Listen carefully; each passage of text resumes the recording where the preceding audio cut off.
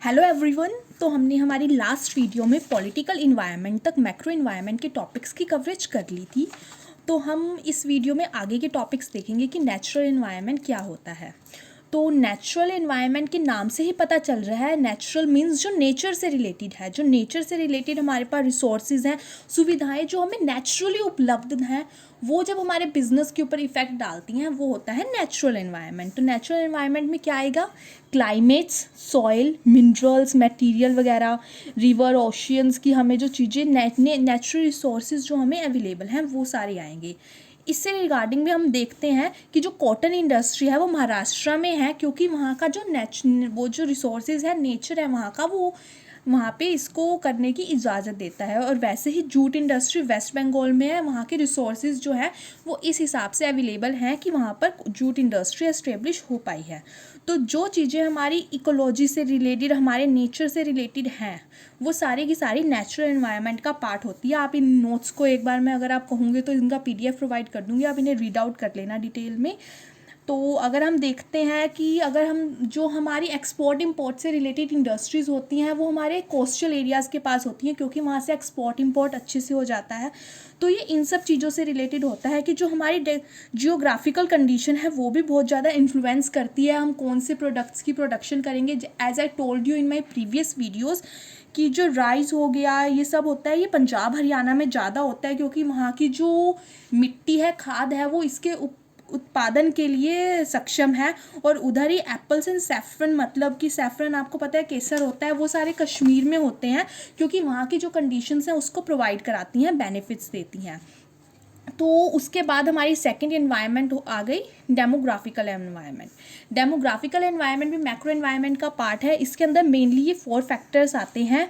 तो let us सी कौन कौन से हैं। सबसे पहले पॉपुलेशन का साइज़ एंड उसका स्ट्रक्चर क्या है, कि हमारी जो पॉपुलेशन है वो किस टाइप की है, उसकी कितनी है, उसका साइज़ कितना है, उसका स्ट्रक्चर किस हिसाब से वो डिस्ट्रीब्यूटेड है, कौन से स्टेट में कितने लोग रहते हैं, रिगार्डिंग टू दिस। एज आ गई कि हमारी जो पॉपुलेशन है उसमें लोग जो हैं यंगस्टर्स ज़्यादा हैं, ओल्ड एज ज़्यादा हैं, एडल्ट्स ज़्यादा हैं। उनकी family and size of population आ गई कि अगर उनकी फैमिली बिग है तो वो फैमिली प्रोडक्ट्स प्रेफर करेंगे, उन सब चीज़ों से रिलेटेड। कि मेल्स हैं, फीमेल्स हैं, उन सब चीज़ों से रिलेटेड आ गया। एजुकेशन लेवल कितना, अगर एजुकेटेड लोग हैं तो वो बहुत सोच समझ कर किसी चीज़ को खरीदेंगे।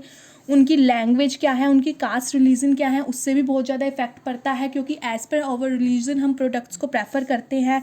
हमारे रिलीजन्स क्या हो गए, हमारी इकोनॉमिक लेवल क्या है, हमारी हमारी क्षमता कितनी है एक प्रोडक्ट को खरीदने की। हर as you know luxurious product हर कोई नहीं खरीद सकता। इन सब चीज़ों से रिलेटेड जो इन्वायरमेंट है वो यहाँ पे आ गई।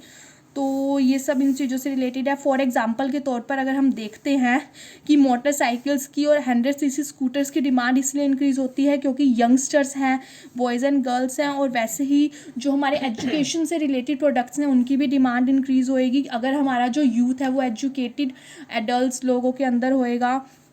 और वैसे ही अगर कास्ट वगैरह से रिलेटेड प्रोडक्ट्स की डिमांड वगैरह से रिलेटेड भी होता है। यहाँ पर जो हमारी पॉपुलेशन है उससे रिलेटेड ही चीज़ें कवरेज होएंगी, कि पॉपुलेशन का साइज़ हो गया, उनकी एज हो गई, उनकी फैमिली साइज़, उनके एजुकेशन लेवल, ये सारी चीज़ें कवर्स हो सकती हैं। All this factor give demand pattern and calls for the different marketing tactics. ये सारे के सारे अलग अलग टैक्टिक्स होते हैं। एज यू नो कि यंगस्टर्स की अलग डिमांड होती है और ओल्ड एज लोगों की अलग डिमांड होती है। अगला हमारा टॉपिक आ गया सोशल एंड कल्चरल फैक्टर्स। नाम से ही पता चल रहा है कि जो हमारी सोसाइटी से और हमारे कल्चर से रिलेटेड फैक्टर्स हैं जिसकी वजह से हमारे जो बिजनेस के ऊपर इफेक्ट पड़ेगा वो सारे इसके अंदर कवर होएंगे। तो social and cultural factors include attitude of the people to work, लोगों का नज़रिया काम करने का, उनका पैसों को ले कि उनका नज़रिया, ये सारी चीज़ें इसके अंदर कवर हो जाती हैं। लोगों की टेस्ट एंड प्रेफरेंसेस उनके कल्चर के अकॉर्डिंग चेंज होती हैं। कुछ कल्चर के लोग किसी चीज़ को प्रेफर करते हैं और ऑन द अदर हैंड दूसरे कल्चर के लोग दूसरी चीज़ को प्रेफर करते हैं। अगर हम देखते हैं हमारे इंडिया में साउथ के साइड के लोग प्रेफर करते हैं चावलों को खाना ज़्यादा, और ऑन द अदर हैंड हम नॉर्थ साइड के लोग जो होते हैं वो वीट के ऊपर ज़्यादा प्रेफरेंस करते हैं। तो ये हमारे कल्चर के डिफरेंसेस हैं कि उनके लिए राइस उनका कल्चर है और हमारे लिए वीट हमारा कल्चर है। तो ये सारे कल्चर से रिलेटेड आते हैं। देखते हैं बिजनेस पे कल्चर से रिगार्डिंग क्या क्या चीज़ें इफेक्ट डालेंगी। फैमिली का इफ़ेक्ट पड़ेगा कि हमारे फैमिली का कल्चर कैसा है, हमारा रिलीजन कैसा है, हमारी एजुकेशन का स्टाइल क्या है। उसके बाद अथॉरिटी कौन सी है, कि डिपेंड करता है कि हमारी अगर सरकार जिस हिसाब की होएगी उनकी भी रिलीजन का फ़र्क कहीं ना कहीं आ ही जाता है। एमिशन हो गया, कास्ट सिस्टम्स वगैरह आ गए, collection of individualism, culture and globalisation. Culture create people, culture से लोग बनेंगे, लोग से डिमांड जनरेट होएगी, जिस कल्चर के लोग को जो चाहिए होगा हमें उसी के अकॉर्डिंग प्रोडक्शन करनी पड़ेगी। तो एक एक्सटर्नल फैक्टर हो गया हमारे इन्वायरमेंट का। Culture determine goods and services, marriage हो गई, अगर मैरिज वगैरह होएगी उससे रिलेटेड प्रोडक्ट्स होंगे, एथिक्स हो गए, और उसके बाद पीपल एट्रीब्यूट्स टुवर्ड्स बिजनेस, ये सब चीज़ें इसके अंदर कवर हो जाती हैं। एग्जाम्पल के तौर पे अगर हम देखते हैं कल्चर में जो मुस्लिम लोग होते हैं वो ग्रीन कलर को प्रेफर करते हैं, उनका फेवरेट कलर होता है।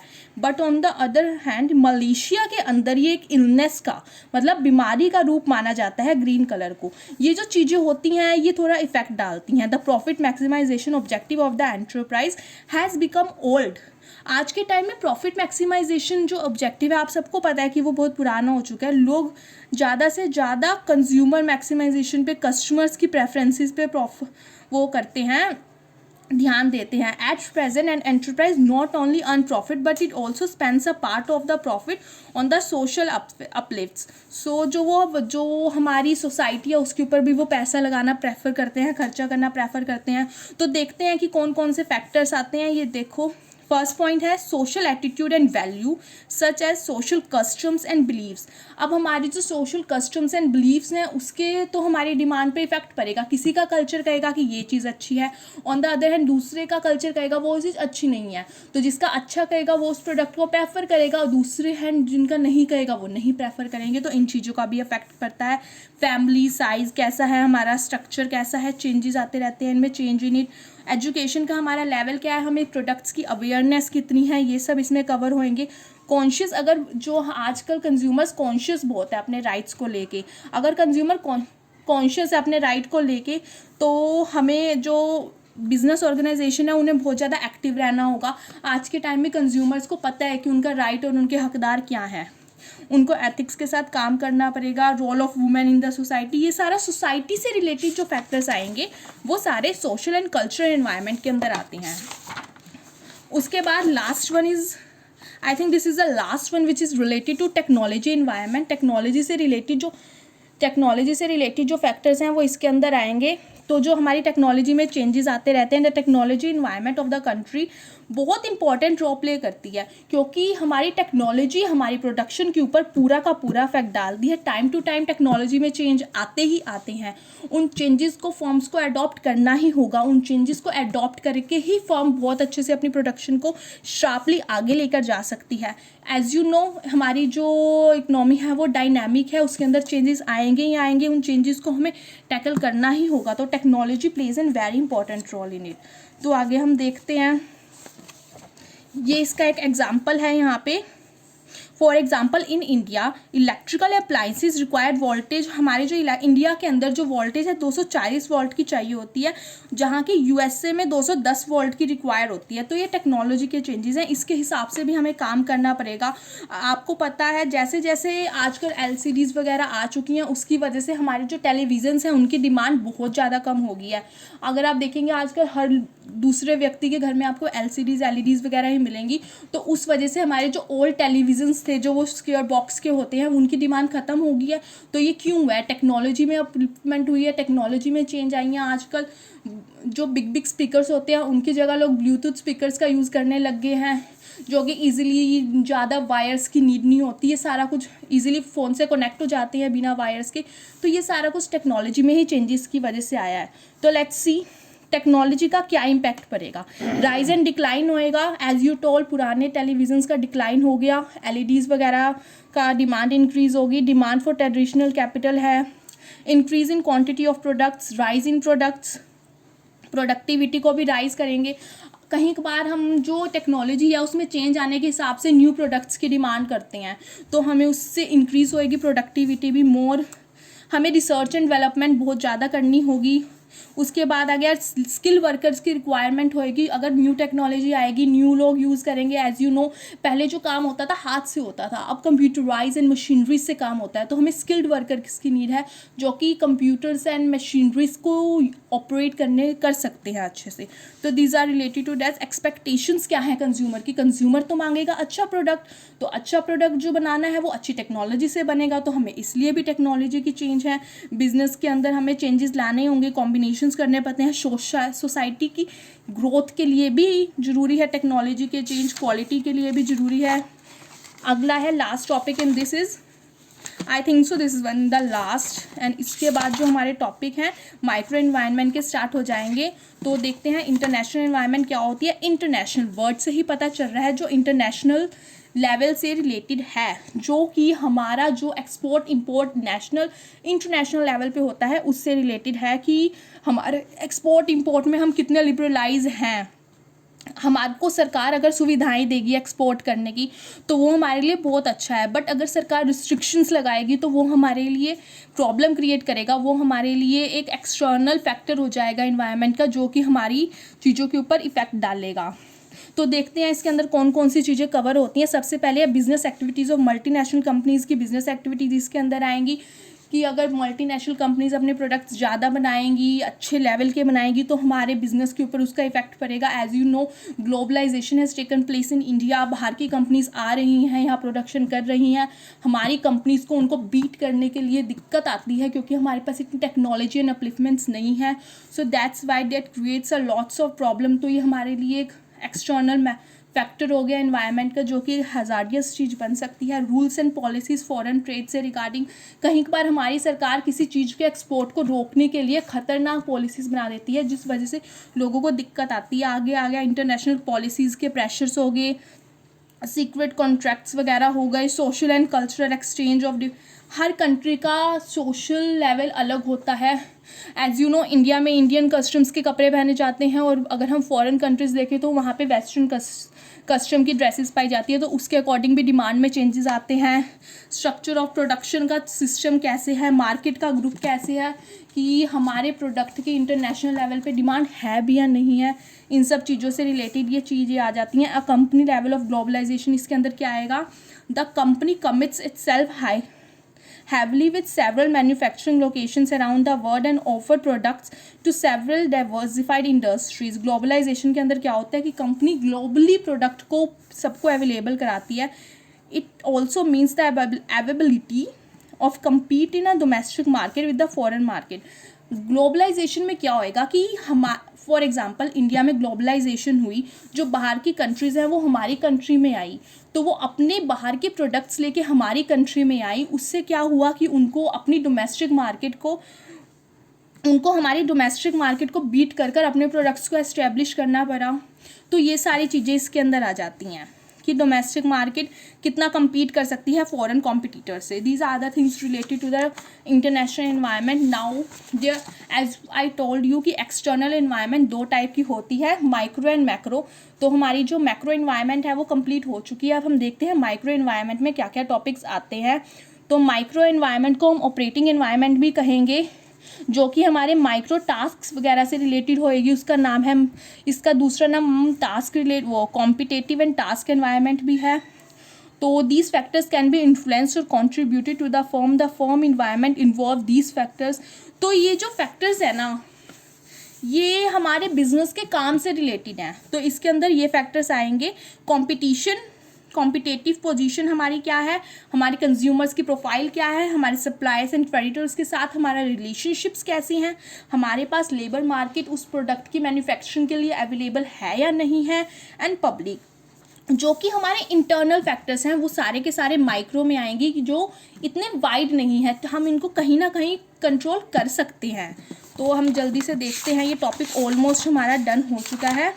So let's see competitive position. A business enterprise can improve the strength. देखो, हम डायरेक्टली एग्जांपल से देखते हैं. Music system manufacturing company competition face करती है not only from the other music system. देखो, जो म्यूजिक मैन्युफैक्चरिंग कंपनी है उनका कंपटीशन किस चीज़ से है, हम यूँ कहें कि only manufacturing music manufacturing product से नहीं, उनका टीवी से भी है, रेडियो से भी है, इन सब चीज़ों से भी है, क्योंकि आजकल म्यूज़िक हम ऑब्वियसली फ़ोन से भी है।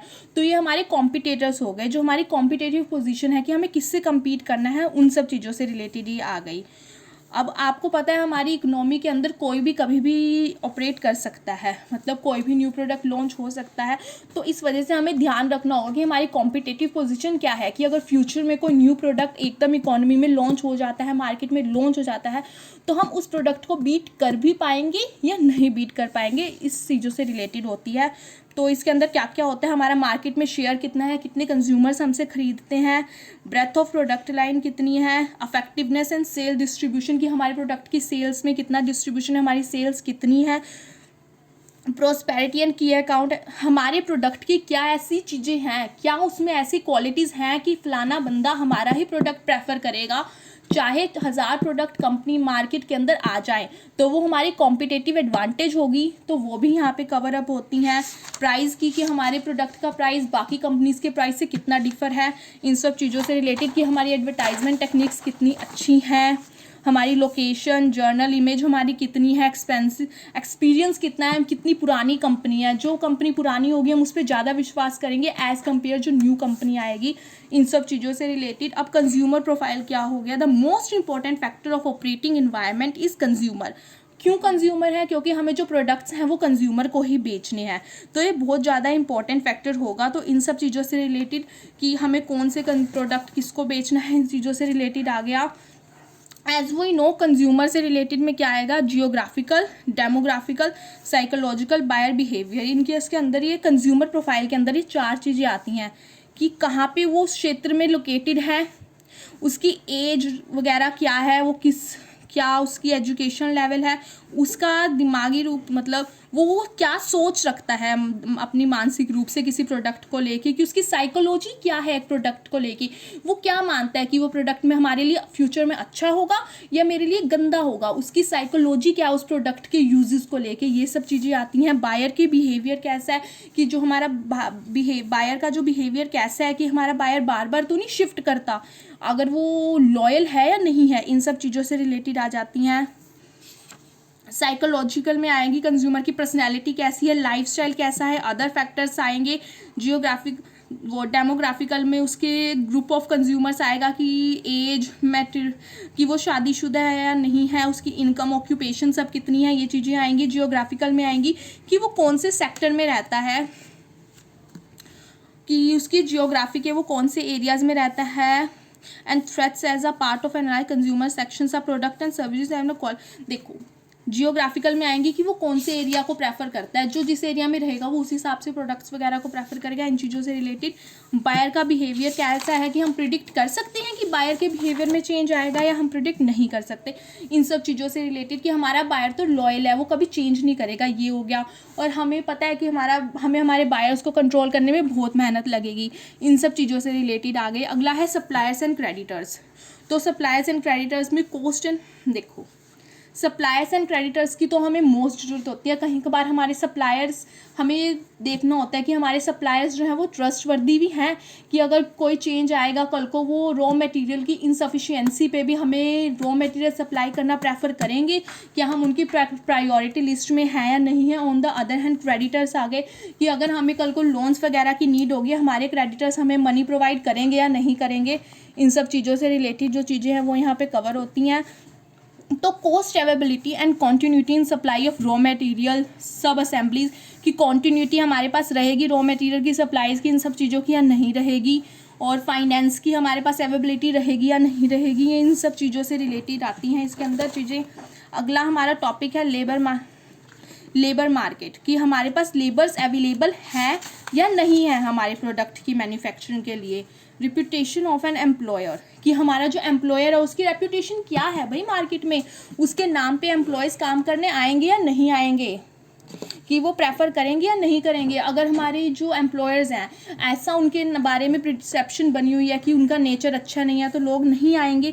इन सब चीज़ों से रिलेटेड एम्प्लॉयमेंट का रेट क्या चल रहा है, the employment rate vary from area to area, industry to industry. A new manufacturing firm far more problems, अब जो नई कंपनियां उसको एम्प्लॉयमेंट में ज़्यादा दिक्कत आएगी as compare to old one. Similarly उसके बाद अवेलेबिलिटी कि हमारे पास अच्छी क्वालिटी के अवेलेबल हैं भी या नहीं हैं, जो हमारे को जो लेबर हमें जिस सारी क्वालिटीज़ के साथ नॉलेज के साथ चाहिए वो है या नहीं है, वो सारी चीज़ें इसके अंदर cover होएंगी।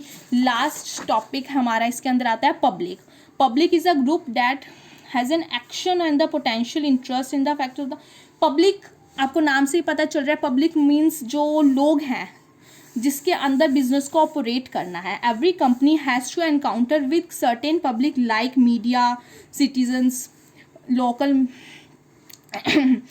Public action, public etcetera, इन सब से उनको टैकल करना होता है। Some companies have serious effect by such. अगर देखो हम कोई प्रोडक्ट खरीदते हैं तो हम सबसे पहले ये देखते हैं कि भाई उसकी इमेज क्या है। अगर हमारे पब्लिक में उसकी अच्छी इमेज है कि भाई वो तो अच्छा प्रोडक्ट है तो हम उसे प्रेफर करेंगे। अगर हम 4 बंदों से पहले पूछते हैं कि वो चीज़ अच्छी है ना, अगर कोई एक्सपेंसिव चीज़ होती है हम लें ना लें, तो हम पब्लिक का रिव्यू लेंगे। कहीं कभार जो ये मीडिया वगैरह है ये भी प्रोडक्ट्स को लेके रिव्यूज़ बनाती हैं आजकल। जैसे अगर हम साइट्स वगैरह पे देखते हैं, यूट्यूब पे, इंस्टाग्राम पे भी प्रोडक्ट से रिलेटेड लोग रिव्यूज़ के ऊपर वीडियोज़ वगैरह पोस्ट करते हैं, तो वो सब चीज़ें पब्लिक का रिव्यू है, वो भी हमारे फर्म के बिज़नेस के ऊपर बहुत ज़्यादा इफ़ेक्ट डालेगा। अगर अच्छा रिव्यू होगा तो अच्छा होगा और अगर बैड होगा तो नहीं, हम उसको वो अवॉइड करेंगे लेने से। तो हमारी जो बिज़नेस एनवायरनमेंट है उसकी हमने ऑलमोस्ट सारा कुछ कवरेज कर लिया है। हमने इस टॉपिक के अंदर बिज़नेस एनवायरनमेंट एंड बिज़नेस का मीनिंग देखा है। उसके बाद हमने टाइप्स ऑफ इन्वायरमेंट देखी है कि कौन कौन से टाइप की होती है। इंटरनल एनवायरनमेंट होती है, एक्सटर्नल एनवायरनमेंट होती है, primary, supportive, micro factors, macro factors. हमने सारा टॉपिक कर लिया है। ये बहुत हमने वाइडली ही करा है। अगर आपको मेरे एफर्ट्स अच्छे लगे हों तो प्लीज़ चैनल को सब्सक्राइब करना एंड वीडियो को लाइक करना एंड प्लीज़ अपने कमेंट्स में बताना कि आपको मेरे एफर्ट्स कैसे लगे। एंड अगर आपको मेरी ये नोट्स चाहिए तो प्लीज़ कमेंट करना, और जो भी उसके बाद मेरी लेटेस्ट वीडियो आएगी उसके डिस्क्रिप्शन में मैं आपको ये सारे नोट्स प्रोवाइड कर दूँगी। Thank you for watching my video. Bye bye.